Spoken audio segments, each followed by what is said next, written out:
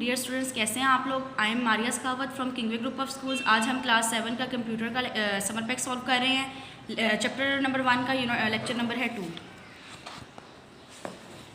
आज हम आते हैं SLO नंबर 4 की तरफ, recognise and explain expansion cards and expansion slots. तो एक्सपेंशन कार्ड क्या होता है? एक्सपेंशन कार्ड एक स्मॉल सर्किट बोर्ड होता है जो कंप्यूटर की डिवाइसेस को कनेक्ट कराने के लिए इस्तेमाल होता है। जैसे कंप्यूटर के अंदर लगा होता है modem, sound card, graphic card, network interface card. तो ये तमाम कार्ड्स के साथ तमाम कार्ड्स को हम एक्सपेंशन कार्ड के थ्रू कनेक्ट करवाते हैं।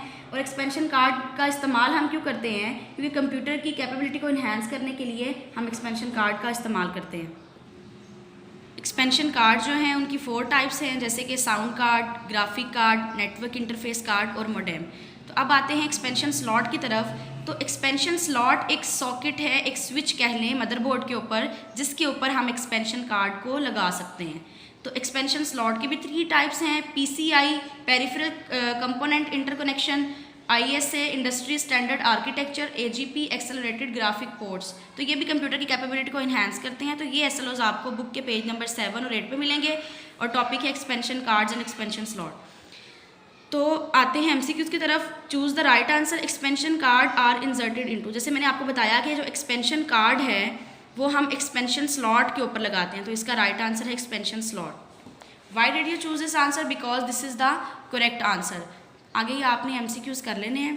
अब आते हैं क्वेश्चंस की तरफ।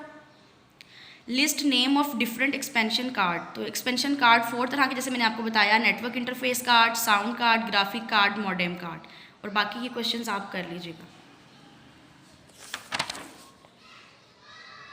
अब आते हैं SLO नंबर 5 की तरफ। Explain briefly barcode reader, fingerprint reader और रोबोट।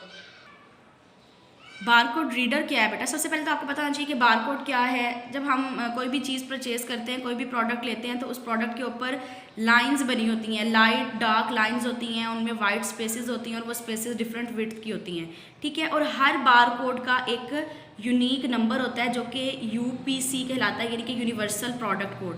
और बारकोड रीडर क्या है? वो हर आइटम के बारकोड को रीड करने के लिए एक इलेक्ट्रॉनिक डिवाइस है जो कि बारकोड रीडर कहलाती है। जैसे हम किसी भी सुपरमार्केट में जाएंगे, या आप लोग गौरमेंट की एग्जांपल ले लें, जब हम किसी गौरमेंट में जाते हैं तो हमारी कोई भी आइटम को वो बारकोड रीडर से स्कैन करते हैं और वो फिर उस प्रोडक्ट की सारी इन्फॉर्मेशन कंप्यूटर में स्टोर होती है, क्योंकि बारकोड रीडर कंप्यूटर से कनेक्ट होता है और फिर उसी तरह से हमें उसका बिल मिलता है।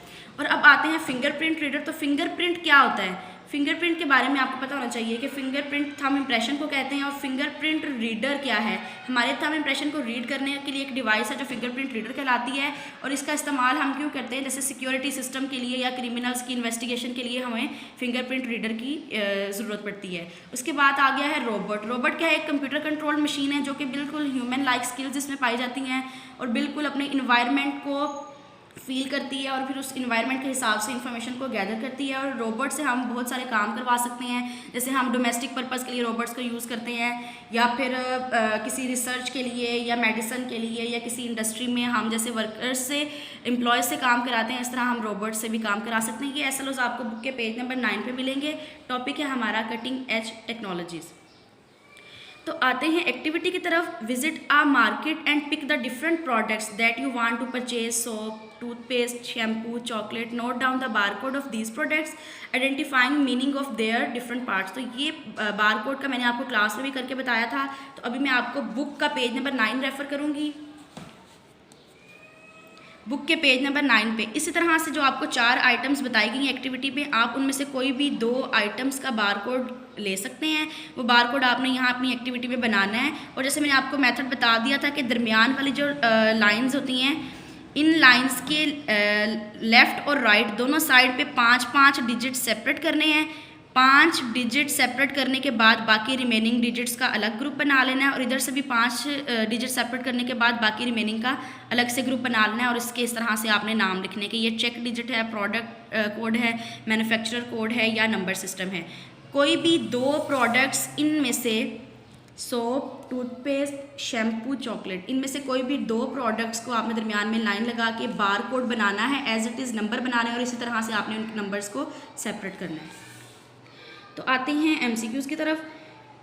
The most advance stage in the development of technology is known as.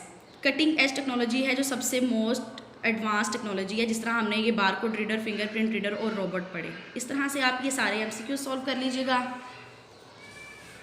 अब आते हैं क्वेश्चन की तरफ। तो क्वेश्चन भी चूँकि लीडिंग एज टेक्नोलॉजी के बारे में ही है, जो कटिंग एज टेक्नोलॉजीज़ कहलाती हैं, तो वही इसका भी आंसर होगा।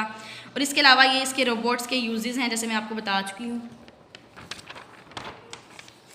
तो यहाँ पे हमारा कंप्यूटर का लेक्चर नंबर 2 होता है एंड, और चैप्टर नंबर 1 भी हो गया and. Stay home stay safe.